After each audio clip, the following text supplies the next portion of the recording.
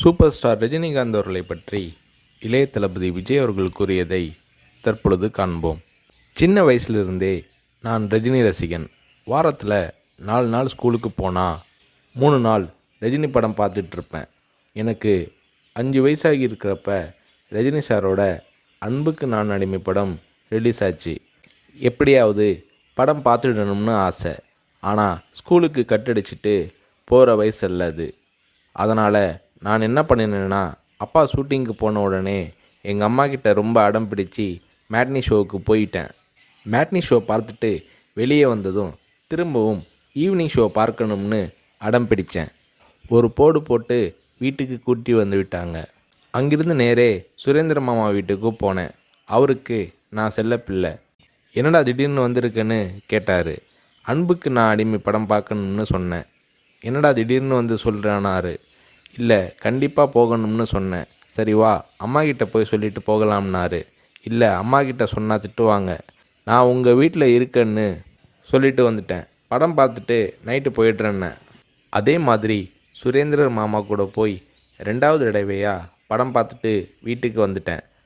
அப்படியும் சும்மா இருக்கலை. ஷூட்டிங் முடிஞ்சிட்டு 9 மணிக்கு அப்பா வந்தார். வாடா சாப்பிடலாம்னாரு. எனக்கு பசி இல்லைன்னு முகத்தை திருப்பிக்கிட்டேன். கோபமாக இருக்கிற மாதிரி நடிப்பு காட்டினேன். இல்லை, சாப்பிட்டு தான் ஆகணும். உன் ப்ராப்ளம் என்னன்னு சொல்லுனாரு. அன்புக்கு நான் அடிமைக்கு கூட்டிகிட்டு போனால் சாப்பிட்றேன்னு சொன்னேன். சாப்பாட்டை பரிமாறிக்கிட்டு இருந்த அம்மா என்னை பார்த்து, அட திருடா, என் கூட வந்து அந்த படத்தை மேட்னி ஷோவில் பார்த்துருக்குற மாதிரி முறைச்சி பார்த்தாங்க. சரி வந்து சாப்பிடுனாரு. சாப்பிட்டு முடித்ததும் நைட் ஷோவுக்கு கூட்டிகிட்டு போனார். உண்மையிலேயே அன்னைக்கு மேட்னி, ஈவினிங், நைட் ஷோன்னு 3 தடவை ரஜினி சார் படம் பார்த்தேன். படம் பார்த்துட்டு வந்ததும் அப்பா கிட்ட ஒரு அன்பு கட்டளை போட்டேன். நாளைக்கு நான் ரஜினி சாரை பார்க்கணும், அவர் கூட நின்று ஃபோட்டோ எடுக்கணும்னு சொல்லி அப்பாவோட கழுத்தை கட்டி பிடிச்சிக்கிட்டேன். அடுத்த நாள் காலை நானும் என்னோடய ஃப்ரெண்ட் கார்த்திக்கும் அப்பா கூட போனோம். ரஜினி சார் வாகினி ஸ்டுடியோவில் ஏதோ ஒரு ஷூட்டிங்கில் பிஸியாக இருந்தார். நான் ரஜினி சாரை நேரடியாக பார்க்கிறது அதுதான் முதல் தடவை. எப்படி ரஜினி சார்கிட்ட பேசுகிறதுன்னு பயந்துக்கிட்டு இருந்தேன். அவர் கூட்டிகிட்டு போய் அன்பாக பேசினார். அப்படியே என்னை தன்னோட மடியில் உட்கார வச்சுக்கிட்டு என்ன படிக்கிறேன்னு கேட்டார். சொன்னேன், நான் உங்கள் கூட நின்று ஃபோட்டோ எடுக்கணும்னு சொன்னேன். சிரிச்சுக்கிட்டே என் கன்னத்தை தட்டி கொடுத்து எங்களை அணைச்சிக்கிட்டு ஃபோட்டோவுக்கு போஸ் கொடுத்தார். என்னால் மறக்க முடியாது அந்த இனிய நாளை, அவரது அன்பான அரவணைப்பை. வீட்டுக்கு வந்ததும், அப்பா நீங்கள் பெரிய டைரக்டர்னு சொல்கிறாங்க, ஆனால் என்னால் உங்களை டைரக்டராக ஏற்றுக்க முடியாது. எப்போ எங்கள் தலைவர் ரஜினியை வச்சு டைரக்ட் பண்ணுறீங்களோ அன்னைக்கு தான் உங்களை டைரக்டராக ஏற்றுக்குவேன்னு சொன்னேன். அப்பா என்னை பார்த்தாரு. ஒரு ஹிந்தி படம் டைரக்ட் பண்ணுறதுக்காக எங்கள் அப்பா பாம்பே போனார். எனக்கு ஹாலிடேங்கிறதால நானும் அம்மாவும் கூட போயிருந்தோம்.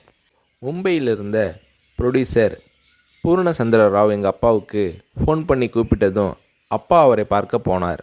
வரும்போது ரொம்ப சந்தோஷமாக இருந்தார். ஹோட்டலுக்கு வந்ததும் என்னை கூப்பிட்டு, விஜய், நான் டைரக்டர் ஆயிட்டேனாரு.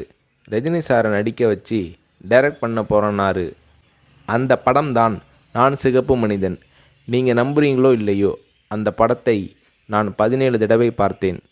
நடிக்கணும்னு ஆசைப்படுறியே, உனக்கு நடிப்பை பற்றி என்ன தெரியும்னு எங்கள் அப்பா கேட்டதும் உடனே அப்போதே ஒரு சீன் நடித்து காட்டினேன். அது என்ன சீன் தெரியுமா? அண்ணாமலை படத்தில் ரஜினி சார் பேசிய பெரிய டைலாக் சீன். நான் ரஜினி ரசிகனாக இருந்ததால் அவரோட பல வசனங்களை மனப்பாடம் பண்ணி வச்சுருந்தேன். அதில் ஒரு வசனம் தான் எனக்கு உதவியது.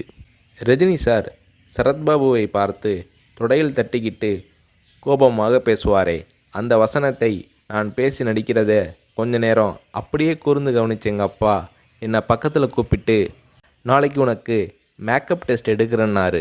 அவர் அந்த வார்த்தைகளை சொல்லி கை குலுக்கியதும் எனக்கு சிறகு முளைச்சி ஆகாயத்தில் பறக்கிற மாதிரி எல்லையில்லாத மகிழ்ச்சி பொங்கியது என்று நடிகர் ரஜினி அவர்களை பற்றி இளைய தளபதி விஜய் அவர்கள் கூறுகிறார்.